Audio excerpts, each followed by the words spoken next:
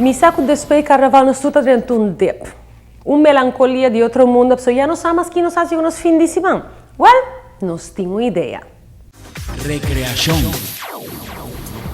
Se é deporte novo e recreável no mesmo momento, tem lesson de deporte alternativo que está cautivador, hasta para estudante infantil e juvenil, maneira paddleboarding.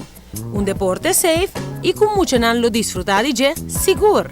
Paddleboarding é deporte novo na Aruba, é bom para a saúde, também aguenta muito na fecaia, não pode enjoy também a mais bonita na Aruba e interagir um pouco com o outro de uma forma mais sana. Naturalmente, como instrutor, safety, também número rivalista. E Dennis Martinez, sua experiência ampla em deporte aquático, está dando expertício único. Safety é muito importante, mas em primeiro lugar, vamos ter proper equipment apropriado. É muito importante também para botar les com o instructor para o primeiro viagem. Você te mostra bastante mais fácil de lo que está verdadeiramente. E seguro é bom para botar com o instructor que sabe o que está fazendo. Para assim, maneira para ver é muito importante about the safety, the skills, about the equipment.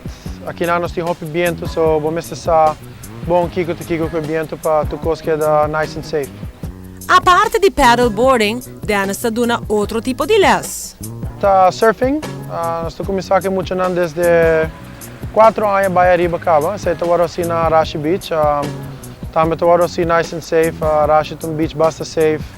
Eu olhando chiquito, so é muito não gosta hobby, não enjoy. Dennis está dando les na área de Palm Beach, mas está específico no vecindário de Marriott Surf Club.